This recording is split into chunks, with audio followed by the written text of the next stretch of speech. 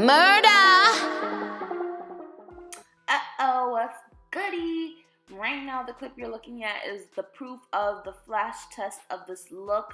Sometimes the camera can alter, so this is taken on my iPhone. It just gives you that look. You can see the flash. I'm going to get real close in a second. Get real close with it. Yes, she's ready for the club. She's not going to be Casper the Friendly Ghost. I know a lot of people have a problem doing this on darker skinned people. So let's get it together, girls. First, I'm going in with my ColourDujour. Oh, what's that? And my ColourDujour, my MAC Prep and Prime sprays. I'm going to take a flat brush and really, put that into the skin. That's called a foundation brush. Although I don't like to do foundation with it. Then I believe I sprayed my Omglo spray in order to prep the skin more. I love skin prep. I love it. Then I'm going in with the Embryolisse Moisturizer because her skin was a little bit drier, I believe, on this day. This video is very old. If you notice, this video is my old setup. It was in my old files I found on my laptop, and I just knew that if I promised you a flashback video, why not use the video that inspired it? Then I'm going in with the Puff Puff Away by Benefit. So sorry, there was a very nice contour. Oh, this is the Milk Hydrogrip primer, and I'm just placing that all over her skin because it's a very nice tacky base. So sorry for my past two videos. One, the audio was off, and the second one, I know somebody said that you guys really want to start seeing products, and you probably won't see it for a while because I do have a lot of videos pre-filmed, but I'm very sorry about it. So sorry for these next couple videos. Next, I'm filling in her eyebrows with the BH Cosmetics Brow Powder. Like, even as I'm saying this, I feel so guilty because I know that you guys want to see it. Oh, I know you guys want to see the products, and I felt so bad. So do not think I don't care. It's just that these are already pre-filmed, and I'm not the best with like editing and like circling and doing the other stuff. I'm gonna watch a video on how to do that as I'm at my hair appointment today. So I'm just gonna fill in those eyebrows nice and softly. I don't like to change too much of the natural shape. Next, I'm gonna clean that up with some concealer. This is the Fenty in the shade 430. So I'm just gonna clean her eyebrows up with that concealer. And of course, I take my favorite Real Techniques, I think they just call it the bedroom brush. And I'm just gonna buff that product in. I take that same concealer and I use it as an eyeshadow base. That's how you know this video is old, because I have not used concealer as an eyeshadow base in a solid 3 weeks. But this video is like 2 months old, if I believe. Next, I'm gonna buff that in with that same buffing brush and get that technique going. This look was actually inspired by a Desi Perkin look. When she had that smoky wing liner, I was obsessed.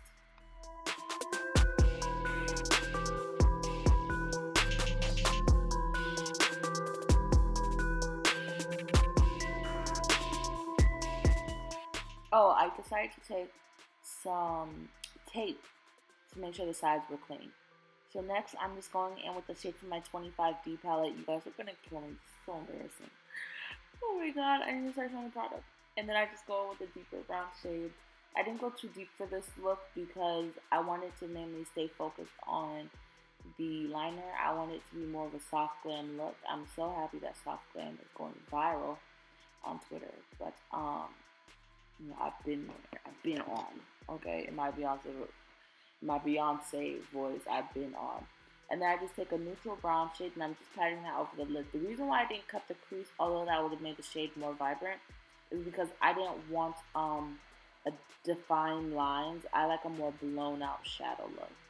Next, I'm going with the Natasha Denona Blackest Black on a Real Techniques like kind of smudging brush, and I'm starting to smudge it out. I didn't go in with liner at first because eyeshadow will give you the blown out look by itself, and if it's pigmented enough, it will do that. If anything, I actually wish I went in with the black in my Morphe, one of my Morphe palettes, because those are less pigmented.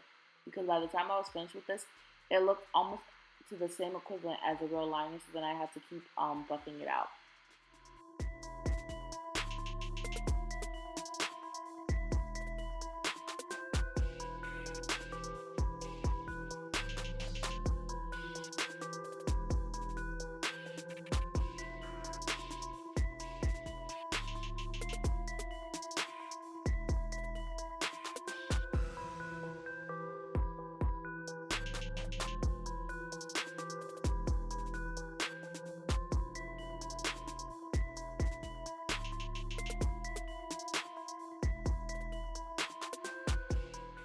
Next, I'm just going in with the black opal stick foundation. I believe I mixed a lot of colors for her.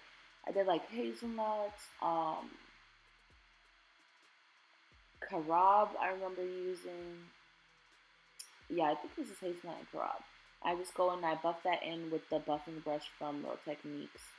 Every time I see how I hold this brush, I get very disturbed. I'm just blending this in because she kind of had red tones and like yellowy tones. So I want to do something that would embody both of those tones.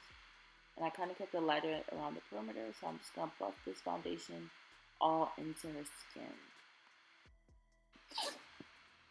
And for her highlighter, I believe I'm going with the Milani 2-in-1 in the shade Amber to highlight her skin. And then I'm going to go in with a little bit of a brighter tone in the middle. But I wanted this to be a real skin look. I didn't want to go too bright with the highlight.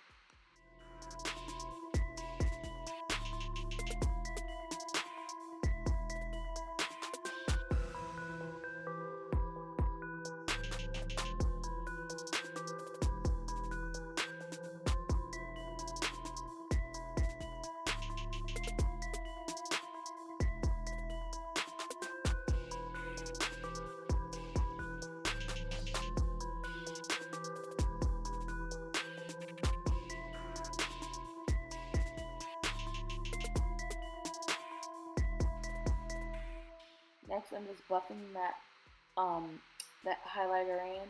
I love using the foundation brush because I think it really helps to blend this in. This is one of the keys to avoiding flashback.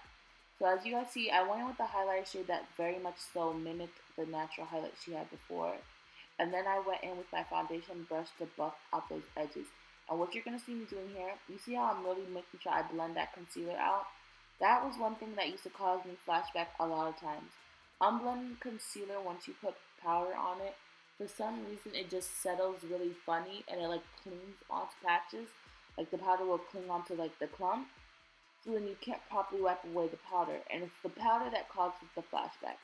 Unless you are just going in with crazy light shades. And then to set her those highlighted areas, I'm going with the Sacha Buttercup powder. This had a yellowy tone to it. So I knew that this would give like a warmth and a more golden effect. Due to the fact that I already kind of had a red situation going on, I didn't use the Laura Mercier, but if I did more neutral, I probably would have done the Laura Mercier.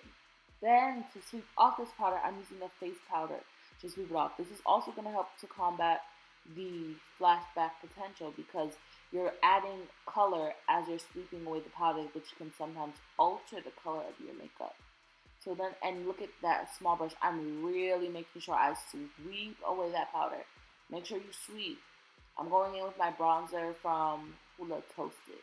But really the key is the powder and the sprays. Oh my god. When you know, if you still see those powder clenches, because to me the sauce is kind of dry, I really spray down the face so the powders can seal in and set into the skin. And then that way, I'm like, if you guys don't from that alone, from me spraying her face, it helped it look more skin-like.